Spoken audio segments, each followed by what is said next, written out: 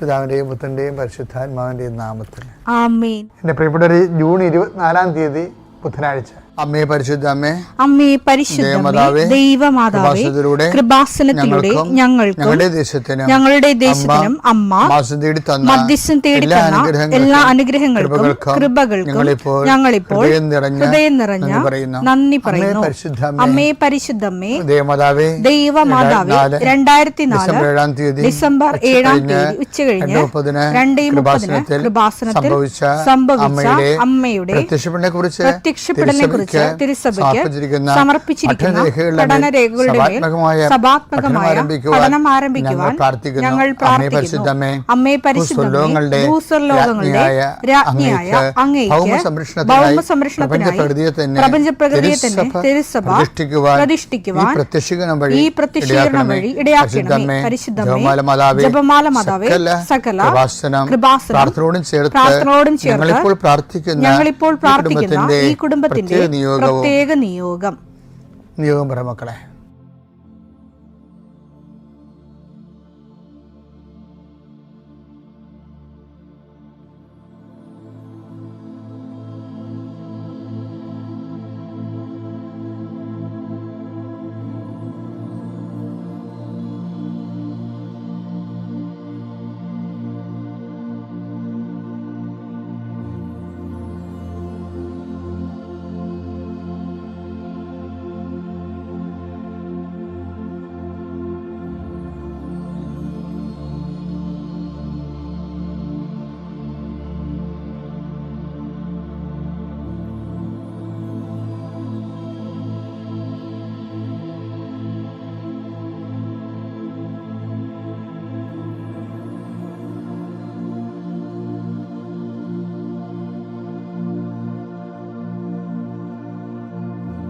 അമ്മയുടെ പ്രത്യക്ഷീകരണത്തിന്റെ ഈ അനുഗ്രഹവേളയിൽ ഞങ്ങൾക്ക് സാധിച്ചു തരുവാൻ കനിയണമേ. ആമേൻ. വിശ്വാസ പ്രമാണം. സർവശക്തനായ പിതാവും ആകാശത്തിന്റെയും ഭൂമിയുടെയും സൃഷ്ടാവുമായ ദൈവത്തിൽ ഞാൻ വിശ്വസിക്കുന്നു. അവിടുത്തെ ഏകപുത്രനും ഞങ്ങളുടെ കർത്താവുമായ ഈശോമിശിഹായിലും ഞാൻ വിശ്വസിക്കുന്നു.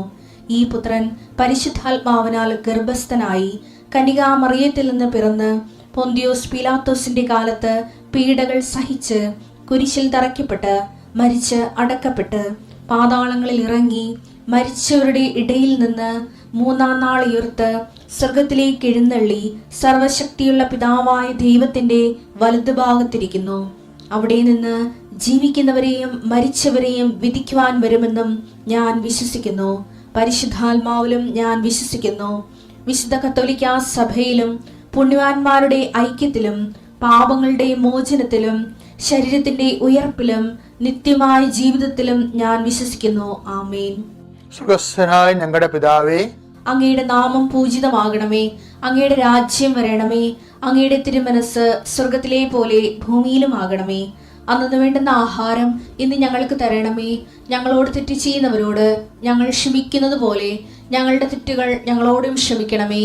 ഞങ്ങളെ പ്രലോഭനത്തിൽ ഉൾപ്പെടുത്തരുതേ, തിന്മയിൽ ഞങ്ങൾ രക്ഷിക്കണമേ. ആമേൻ. നന്മ നിറഞ്ഞ മറിയമേ, സ്വസ്തി. കർത്താവ് അങ്ങയുടെ കൂടെ സ്ത്രീകളിൽ അങ്ങ് അനുഗ്രഹിക്കപ്പെട്ടവളാകുന്നു. അങ്ങയുടെ ഉദരത്തിൻ ഫലമായി ഈശോ അനുഗ്രഹിക്കപ്പെട്ടവനാകുന്നു. പരിശുദ്ധ മറിയമേ, തമ്പുരാന്റെ അമ്മേ, പാപികളായ ഞങ്ങൾക്ക് വേണ്ടി ഇപ്പോഴും ഞങ്ങളുടെ മരണസമയത്തും തമ്പുരാനോട് അപേക്ഷിക്കണമേ. ആമേൻ. കർത്താവേ, നിന്റെ ഉന്നതമായ നാമത്തിന് സ്തോത്രം ചെയ്യുന്നു. കർത്താവേ, നിന്റെ വിശുദ്ധ പൗരോഹിത്യത്തെ മഹത്വപ്പെടുത്തണമേ. കർത്താവെ, സഭയിലുള്ള സാന്നിധ്യം പ്രകടമാക്കണമേ.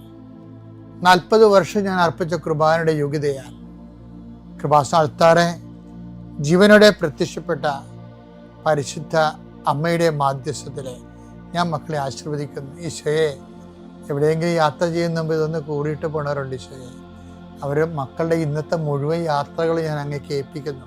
കടകമ്പോൾ നടത്തുന്നവരെ ഓർത്ത് ഞാൻ വേദനിച്ച് പ്രാർത്ഥിക്കുന്നു. കർത്താവെ, കട പൊട്ടിപ്പോകാൻ പോണവരുണ്ട്, കടം കയറി മുടിഞ്ഞവരുണ്ട്, ജപ്തി നടപടി നേരിടുന്നവരുണ്ട്, മക്കളെ ഓർത്ത് വേദനിക്കുന്നവരുണ്ട്, മക്കൾ തെറ്റായ ബന്ധങ്ങൾ അകപ്പെട്ടു പോയവരുണ്ട്, മക്കൾ പല കാര്യം വിളിച്ചു പറഞ്ഞിട്ട് മാതാപിതാക്കന്മാർക്ക് സഹായിക്കാൻ പറ്റാത്ത രീതിയിലായിട്ടുള്ളവരുണ്ട്.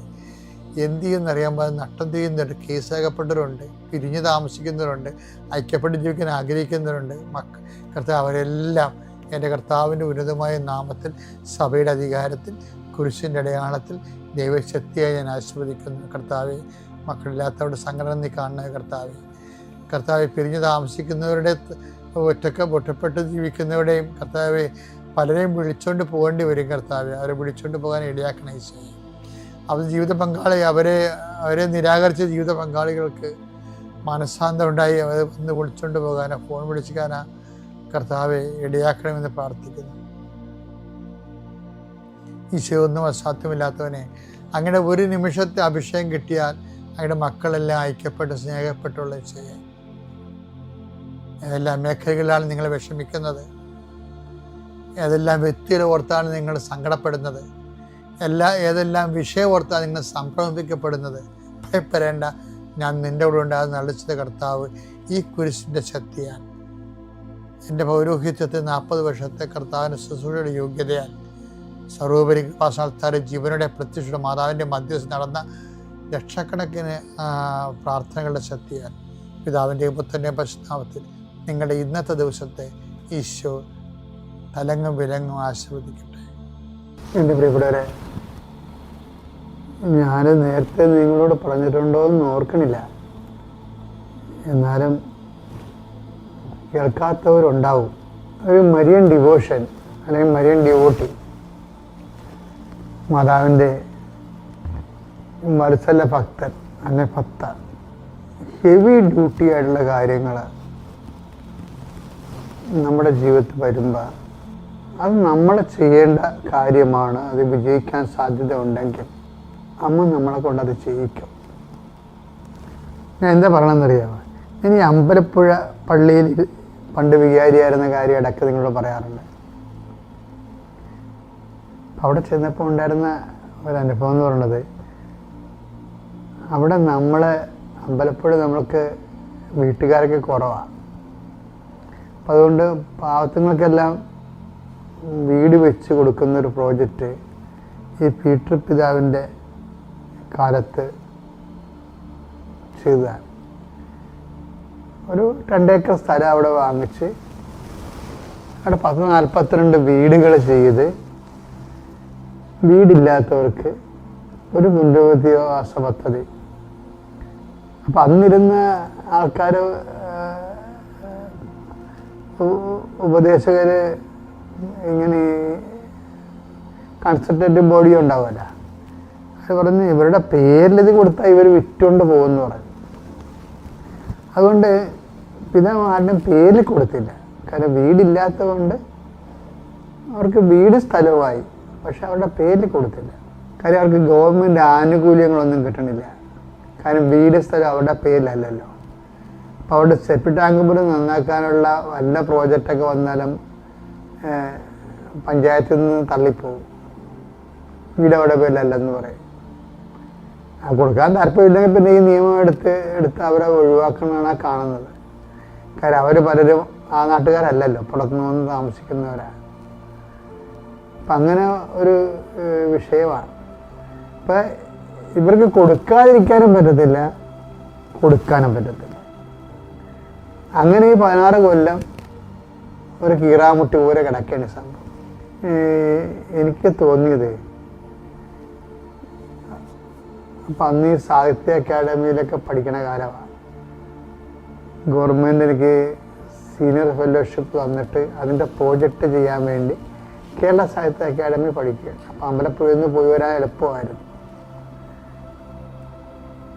അപ്പം ഞാൻ പോകുമ്പോഴൊക്കെ പള്ളി അടച്ചിട്ടേക്കും മാതാവ് അൽത്താരയിലാണ് ഇരിക്കുന്നത്. അൽത്താരയിൽ നിന്ന് നമുക്ക് നോക്കി കുറേ ദൂരമുണ്ട്. അത് കാരണം ഞാൻ എന്താ വെച്ചാൽ, എനിക്ക് പോകുമ്പോൾ അമ്മയോട് സംസാരിച്ചിട്ട് പോകാൻ വേണ്ടി ഞാൻ അവിടെ ഒരു പള്ളിയുടെ അകത്ത് തന്നെ, നമ്മൾ ആനവാദിക്ക് തന്നെ അകത്ത്, പള്ളിയുടെ അകത്ത് തന്നെ ഒരു ടേബിൾ ഇട്ടിട്ട് മാതാവിന് രൂപം കൊണ്ട് അവിടെ വെച്ചിരിക്കുകയാണ് അകത്തറിയുന്നു. നമ്മൾ ചെയ്യുന്ന ഓരോ പ്രവർത്തനങ്ങളും അതിൻ്റെ ഭാഷ, അതിൻ്റെ ഭക്തിയുടെ ദൈവസ്നേഹത്തിൻ്റെ ഭാഷയെല്ലാം ദൈവം വളരെ റെവറൻസോടെയാണ് എടുക്കുന്നത് ശരിക്കും. എന്നുവെച്ചാൽ മാതാവിനെ ഞാൻ കാണുന്നു, ഞാൻ രാത്രിയാണത് വരുന്നതെന്നുണ്ടെങ്കിൽ രാത്രി അമ്മയടുത്ത് വന്ന് നിൽക്കുന്നു, അന്നത്തെ കാര്യം പറയുന്നു, നന്ദി പറയുന്നു, പോയി കിടന്നുറങ്ങുന്നു. രാവിലെ എവിടെയെങ്കിലും അത് രാവിലെ വർക്കുണ്ടെങ്കിൽ അത് കഴിയുമ്പോൾ എവിടെയെങ്കിലും പോകണമെങ്കിൽ മലാവിൻ്റെ അടുത്ത് പോയി. ഒരു ദിവസം ഞാൻ കൊടിമരത്തിങ്ങയിൽ ഇങ്ങനെ ഇരുന്ന് കൊന്തേരിയപ്പോൾ മലാവിൻ്റെ പള്ളിയുടെ വാക്കിലെ കൊടിമരത്തിന് മലാവിനെ നോക്കിക്കൊണ്ട് അവിടെ മതാവതിരിപ്പുണ്ടല്ലോ, ജെല്ലം തുറന്ന് കിടക്കുകയാണ്. കൊന്തയില്ലിക്കൊണ്ടിരിക്കുന്ന സമയത്ത് എൻ്റെ മനസ്സിൽ പറഞ്ഞു, ഈ കോളനിക്കാരുടെ കാര്യത്തിൽ സമാധാനം ഉണ്ടാകാൻ വേണ്ടി പ്രാർത്ഥിക്കുകയാണ്. സക്കറിയ 10:1 വസന്തവൃഷ്ടിയുടെ കാലത്ത് കർത്താവിനോട് മഴ ചോദിക്കുവിൻ. മഴക്കാർ അയക്കുന്നതും മഴ പെയ്യിച്ച് എല്ലാവർക്കും വേണ്ടി വയലിനെ ഹരിതപൂർണമാക്കുന്നതും കർത്താവാണ്. പതിനൊരു കാലവശം സമാധാനം ഉണ്ടാകുന്ന കേസ് അല്ലത്. പക്ഷെ എന്നോട് പ്രാർത്ഥിക്കാൻ പറഞ്ഞ കാരണം, ഞാൻ പ്രാർത്ഥിക്കാൻ മാത്രമല്ല ഞാൻ ചെയ്തത് ഞാൻ ആ കൊടിമരത്തിൽ നിന്ന് ഒരു കൊന്ത ചൊല്ലി ഒരു 4 രഹസ്യം കഴിയുമ്പോൾ അവസാനത്തെ 10 രഹസ്യമുണ്ട്. 10 എന്ന് പറഞ്ഞ പറയില്ല, 5-ാം രഹസ്യം. 5-ാം രഹസ്യത്തിന് ഞാൻ മാതാവിൻ്റെ അടുത്ത് മുട്ടിലിഴഞ്ഞ് ചെല്ലും. ഞാനങ്ങനെ എത്ര കാലം എഴഞ്ഞ് ചെന്നിട്ടുണ്ടെന്ന് അറിയത്തില്ല. കുറേ നാളൊക്കെ എഴഞ്ഞ് ചെല്ലുണ്ട്. 2 കൊല്ലമെങ്കിലും അത് എഴഞ്ഞ് ചെന്ന് കാണും. 2ാമത്തെ കൊല്ലം ഒരു ദിവസം ബിഷപ്പിനെ വിളിച്ച് പറഞ്ഞ് പെട്ടെന്ന് വരാൻ പറഞ്ഞു. ഞാൻ ചെന്നപ്പോൾ ഒരു ആധാരം എടുത്തുകാരൻ അവിടെ ഇരിപ്പുണ്ട്. അപ്പോൾ എന്നോട് ശിവൻ പിതാവ് പറഞ്ഞ്, ഇത് ഉണ്ണിയാണ്, ഇയാൾക്ക് ആ ജനങ്ങൾക്ക് നിയമപരമായിട്ട് തന്നെ എന്ന സ്ഥലം അവർ വിട്ടുകൊണ്ട് പോകാത്ത രീതിയിൽ ക്ലോസ് വെച്ച് എഴുതാൻ കഴിയുമെന്ന് പറഞ്ഞു. അപ്പോൾ ഞങ്ങൾ പിതാവ് ഞാനും കൂടി ഇയാളെ കൊണ്ട് അത് പറയിപ്പിച്ച് നോക്കി. അയാൾ എഫിഷ്യൻ്റ് ആധാരം എഴുത്തുകാരനാണ്. അപ്പോൾ അത് നോക്കിയപ്പോൾ അവർക്ക് വിൽക്കാൻ പറ്റത്തില്ല. പക്ഷെ അവരുടെ പേരില്ല, സ്ഥലവും വീടും അവരുടെ പേരില്ല. അവർ പണം മുടക്കി അവരുടെ പേരിലാക്കുകയാണ്. അവർക്ക് വിൽക്കാൻ പറ്റില്ല. അത് നല്ല ക്ലോസാണ്. അതെനിക്ക് ഭയങ്കര ഇഷ്ടപ്പെട്ടായിരുന്നു. അപ്പോൾ ഞാൻ ഓർത്തില്ലേ, ഈ എല്ലാത്തിനും പോംവഴികളുണ്ട്. ശരിക്കും എല്ലാത്തിനും പോംവഴികളുണ്ട്. ഒരു വിതിൻ 2 ആഴ്ച കൊണ്ട് ആ പറമ്പുകളെല്ലാം അവരുടെ പേരിലാക്കി കൊടുത്തു. 2 ആഴ്ച കൊണ്ട്. അതായത് ഞാനത് മനസ്സിലാക്കിയത്, വഴിയില്ലാത്ത ഒരു കാര്യമില്ല. പക്ഷെ നമ്മൾ ഇൻവെസ്റ്റ് ചെയ്യാൻ തയ്യാറാകണം. ഇൻവെസ്റ്റ് ചെയ്യണമെന്ന് വെച്ച് കഴിഞ്ഞാൽ നമ്മളേത് സീരിയസ് ആണ് ഈ വിഷയത്തിലെന്ന് ദൈവത്തിന് തോന്നണം. അല്ലാതെ ഒരു ചുമ്മാ ഈ ഒരു കാട്ടിക്കൂട്ടി ഇങ്ങനെ ഒപ്പിച്ചുണ്ടാക്കുന്ന രീതിയിലുള്ള തൊട്ടുകൂട്ടി പ്രാർത്ഥനകളില്ലേ, ഈ തൊട്ടുകൂട്ടി പ്രാർത്ഥനകളൊന്നും നമ്മുടെ യഥാർത്ഥ അതൊന്നും രജിസ്റ്റർ പോലും ആകത്തില്ല. ദൈവത്തിൻ്റെ മനസ്സിൽ രജിസ്റ്റർ ആകത്തില്ല ശരിക്കും. ഇന്ന് തന്നെ ഒരു ചേട്ടത്തി സാക്ഷ്യം പറഞ്ഞപ്പോൾ പറയണത്, ഇന്നലെ സാക്ഷ്യം പറഞ്ഞപ്പോൾ, ഞാനിതൊക്കെ ചെയ്യുമ്പോഴും എനിക്ക് വലിയ വിശ്വാസമൊന്നും ഇല്ല. ഞാൻ എന്താണ് പറയണമെന്ന് അവർക്ക് സാക്ഷ്യം പറയണേ. ഞാനിതൊക്കെ ചെയ്യുമ്പോഴും എനിക്ക് വലിയ വിശ്വാസമൊന്നുമില്ല. ഉടമ്പടി എടുത്തിട്ട് ഉടമ്പടി പ്രകാരം ചെയ്യണ കാര്യങ്ങളിലും അവർക്ക് അതിൻ്റെ അകത്ത് വിശ്വാസം ഇൻവെസ്റ്റ് ചെയ്യാൻ പറ്റും. അപ്പോഴാണ് ഇപ്പോൾ സാധാരണ പ്രാർത്ഥനക്കാരെ എപ്പോഴും ശ്രദ്ധിക്കേണ്ട വിഷയം ഇതാണ്.